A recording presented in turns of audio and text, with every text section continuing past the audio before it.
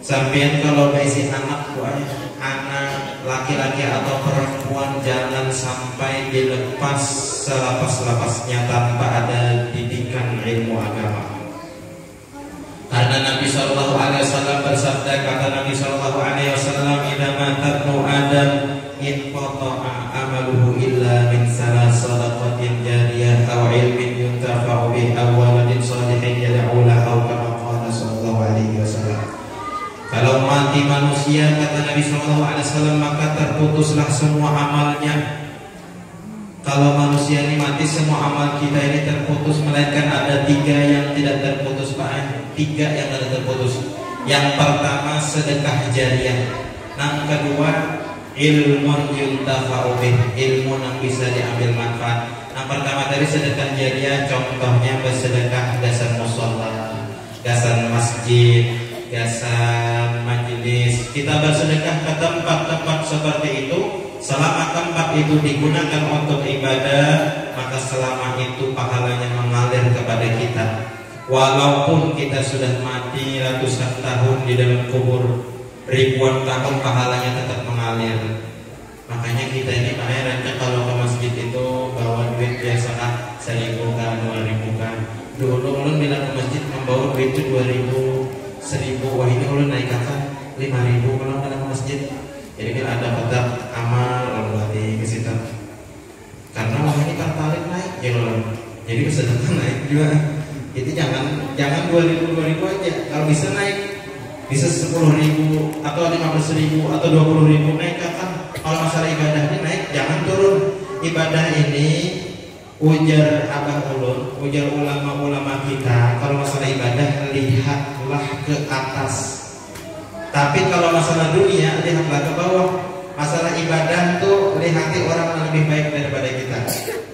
Orang ada yang bersedekah 100.000, kita lihati itu umpatin angka itu juga, sekian bawah angka itu juga.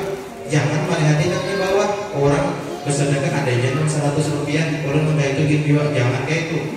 Tapi lihati yang lebih tinggi sehingga kita itu semangat untuk beribadah. Orang ada yang puasa setiap 2 hari sekali, puasa Nabi Daud. Ada yang puasa Senin Kamis. Kita melihat itu supaya kita itu semangat juga. Tapi kalau masalah dunia, lihat yang di bawah pada kita. Jangan melihat orang mantas sugih pada kita. Kita itu bilanya bakawan orang sugih itu sakit hati, kada mau bahagia. Kita diajari oleh ulama kita, carilah teman yang miskin-miskin aja. Kalau kita malah kaduli bakawan orang sugih. Masalah dunia kita lihat orang yang di bawah kita. Kita baisi sepeda motor misalnya lah, kita syukuri kendaraan kita itu tadi. Jangan melihati mobil orang. Kita bisa sepeda motor melihati kawan bawa mobil berhiri, sakit hati.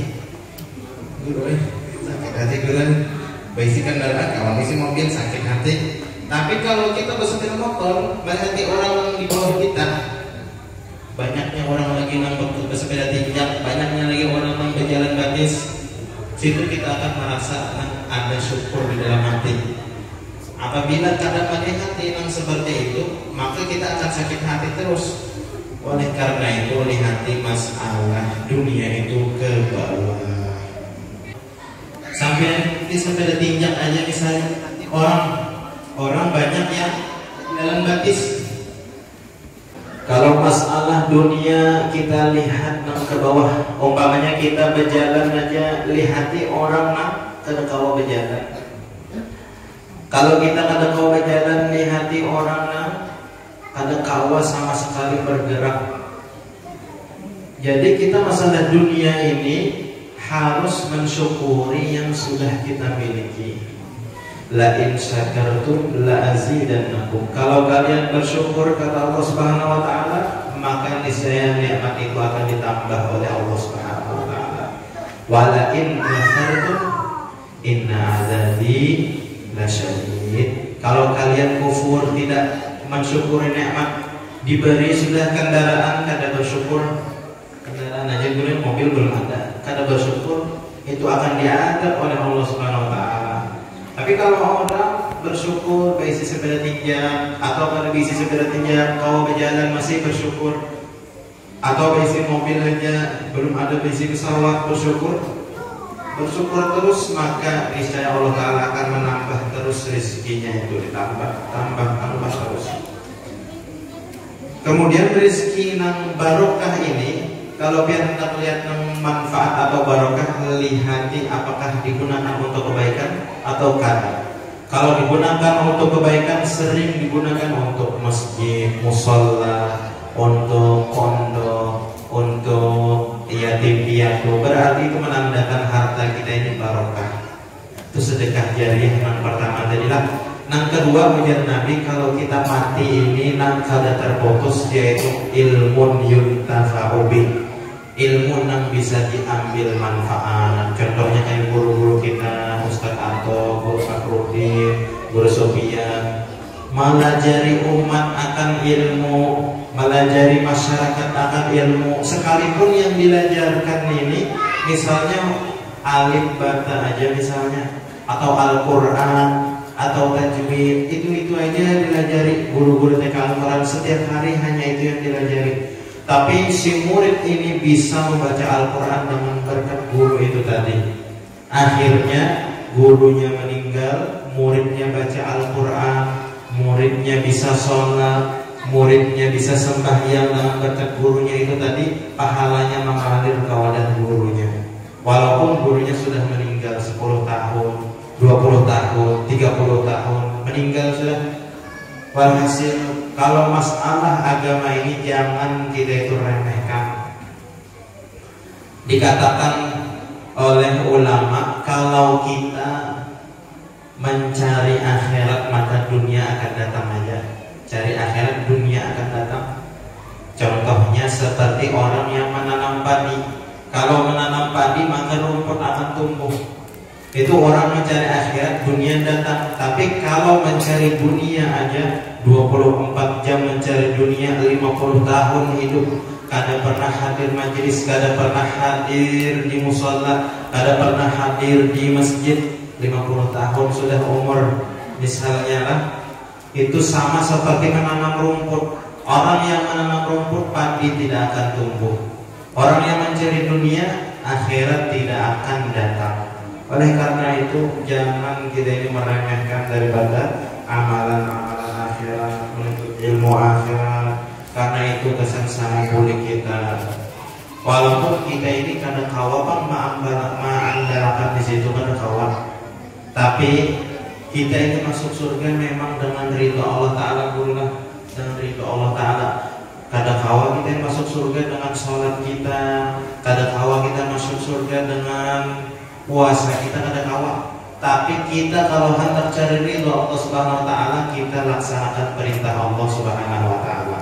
Imam Ghazali meninggal, pengarang kitab yang sangat mulia, terkenal. Imam Ghazali meninggal. Beliau waktu meninggal ada seorang ulama yang bermimpi Imam Ghazali. Lalu ulama ini bertanya, wahai Imam, apa yang dilakukan oleh Allah Subhanahu Wa Ta'ala kepadamu? Maka dia oleh Imam Ghazali, ujar Imam Ghazali, aku saat ini dimasukkan oleh Allah ke dalam surga. Aku dimasukkan ke dalam surga. Lalu orang itu bertanya lagi, wahai Imam, kenapa jadi masuk ke dalam surga? Sebabnya apa? Dijawab oleh Imam Ghazali, sebabnya pernah suatu ketika aku ini menulis kitab, ada lalat hinggap di tinta beliau, minum daripada tinta Imam Ghazali sampai kenyang. Menjadi Imam Ghazali, dia makan kada kuburu. Akhirnya itulah menjadi sebab beliau masuk ke dalam surga. Bukan karena kitabnya yang besar, bukan karena karyanya yang menyebar ke seluruh penjuru dunia. Makanya kita kalau masalah ibadah jangan dilihat sekecil apapun, karena sekecil apapun Allah Ta'ala tetap memandang.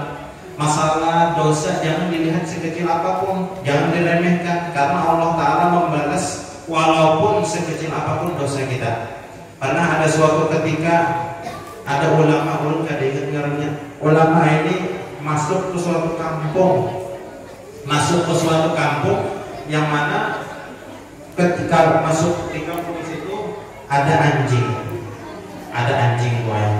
Ketika ada anjing, beliau ini mengangkat lawan gamis silin, diangkat silin gamis silin. Takutan kalau pindah karena najis anjing. Situ sini Allah Ta'ala menakdirkan anjing ini bisa berbicara. Wahai imam, pian itu kenapa jadi mengangkat gamis?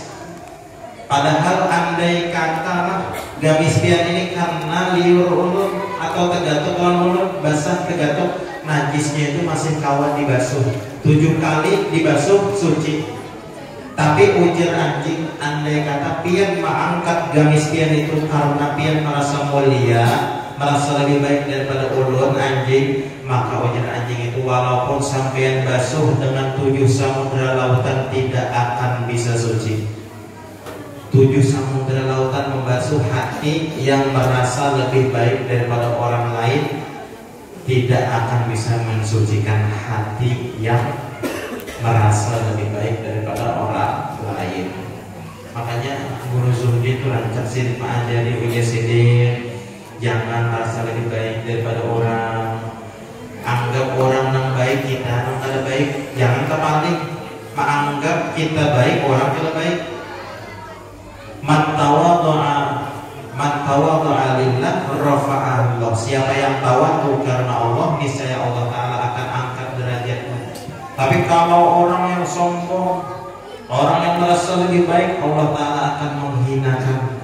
Tapi kalau orang yang tawadhu ini merasa rendah diri, rendah hati, merasa diri hina, orang mulia, itu namanya tawadhu, Pak.